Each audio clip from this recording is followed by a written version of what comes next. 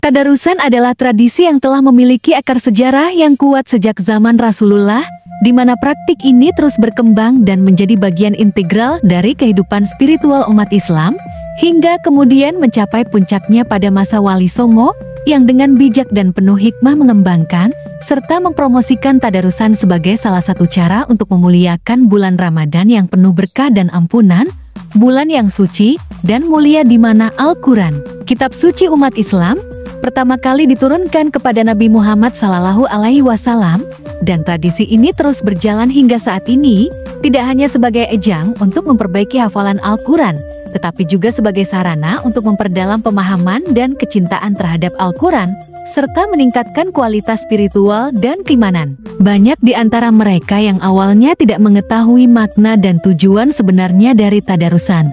Namun setelah melakukannya secara terus-menerus dan dengan penuh kesadaran, mereka menjadi tahu dan memahami maknanya yang mendalam. Tradisi tadarusan ini umumnya dianjurkan dan dipimpin oleh seorang ustadz atau kiai daerah yang memiliki pengetahuan dan pengalaman yang luas tentang Al-Quran dan agama Islam, dengan tujuan mulia untuk memuliakan bulan Ramadan dan meningkatkan kecintaan umat Islam terhadap Al-Quran. Proses pelaksanaan tadarusan melibatkan beberapa tahapan yang terstruktur dan penuh makna, yang bertujuan untuk menciptakan suasana yang hikmat dan kondusif bagi peserta untuk dapat fokus pada membaca dan memahami Al-Quran. Berikut adalah rincian proses pelaksanaan tadarusan. Persiapan. Sebelum tadarusan dimulai, perlu dilakukan persiapan yang matang untuk memastikan kelancaran dan kenyamanan pelaksanaan. Persiapan tersebut meliputi: pertama, menyiapkan tempat untuk tadarusan yang nyaman dan kondusif, sehingga peserta dapat fokus pada membaca Al-Quran tanpa gangguan. Kedua, menyiapkan Al-Quran yang baik dan benar, serta memastikan bahwa Al-Quran tersebut dalam kondisi yang bersih dan suci. Ketiga, menyiapkan mikrofon jika diperlukan, terutama jika jumlah peserta banyak atau tempat tadarusan cukup luas. Keempat, membuat jadwal orang yang akan tadarus, sehingga setiap peserta dapat mengetahui waktu dan giliran mereka untuk membaca Al-Quran.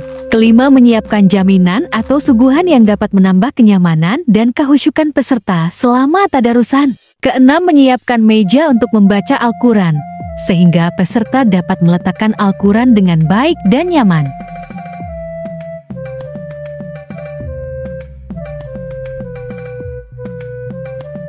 Perlengkapan tadarus merupakan aspek penting yang perlu dipersiapkan untuk memastikan kelancaran dan kenyamanan pelaksanaan tadarusan. Berikut adalah beberapa perlengkapan tadarus yang umum digunakan. Pertama, mikrofon. Mikrofon digunakan untuk memperkuat suara pembaca Al-Quran, sehingga dapat didengar dengan jelas oleh seluruh peserta tadarusan. Mikrofon sangat berguna jika jumlah peserta banyak atau tempat tadarusan cukup luas. Dengan menggunakan mikrofon, suara pembaca Al-Quran dapat terdengar dengan jelas dan tidak terganggu oleh suara lain. Kedua, jaminan atau suguhan. Jaminan atau suguhan merupakan hidangan yang disiapkan untuk peserta tadarusan. Suguhan ini dapat berupa makanan ringan, minuman, atau bahkan hidangan utama. Tujuan dari suguhan ini adalah untuk menambah kenyamanan dan kehusyukan peserta selama tadarusan. Dengan adanya suguhan, peserta dapat merasa lebih nyaman dan fokus pada membaca Al-Quran. Ketiga, meja untuk membaca. Meja untuk membaca Al-Quran digunakan sebagai tempat untuk meletakkan Al-Quran. Meja ini harus stabil dan nyaman, sehingga peserta dapat membaca Al-Quran dengan baik dan tidak terganggu. Meja untuk membaca Al-Quran juga dapat membantu menjaga kebersihan dan kesucian Al-Quran. Keempat, tempat tadarusan. Tempat tadarusan merupakan lokasi yang digunakan untuk melaksanakan tadarusan. Tempat ini harus nyaman, tenang, dan kondusif, sehingga peserta dapat fokus pada membaca Al-Quran.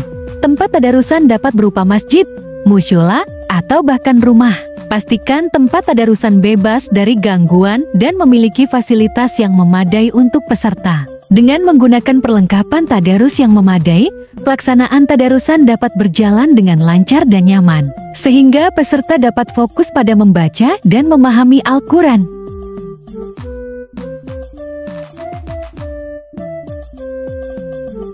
Makna tadarusan memiliki akar yang kuat dalam bahasa Arab, yaitu kata darasa darosa yang secara harfiah berarti belajar.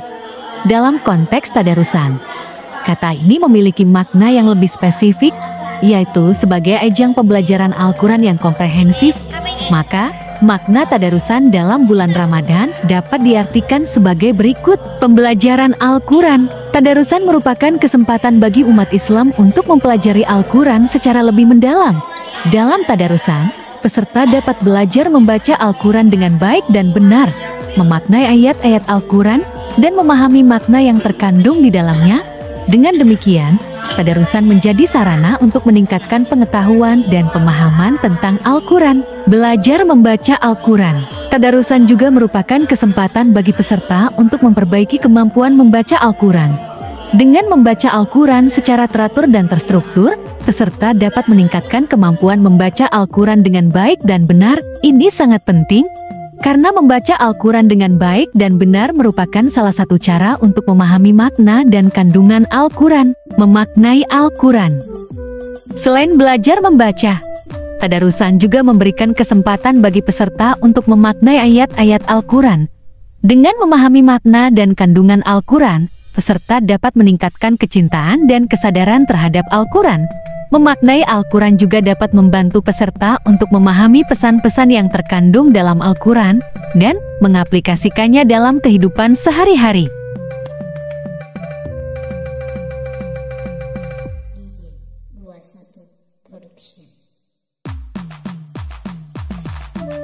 Memahami Al-Quran. Tadarusan juga merupakan kesempatan bagi peserta untuk memahami Al-Quran secara lebih mendalam. Dengan memahami Al-Quran, peserta dapat meningkatkan kualitas spiritual dan keimanan. Memahami Al-Quran juga dapat membantu peserta untuk membuat keputusan yang lebih baik dan bijak dalam kehidupan sehari-hari, serta meningkatkan kesadaran dan tanggung jawab sebagai umat Islam.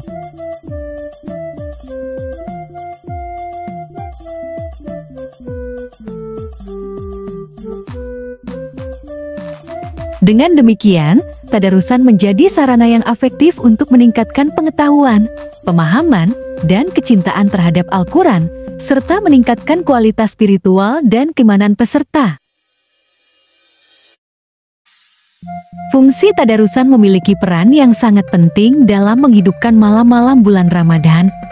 Berikut adalah beberapa fungsi tadarusan yang dapat dijelaskan. Menghidupkan malam-malam bulan Ramadan. Tadarusan berfungsi untuk menghidupkan malam-malam bulan Ramadan dengan kegiatan yang positif dan bermanfaat.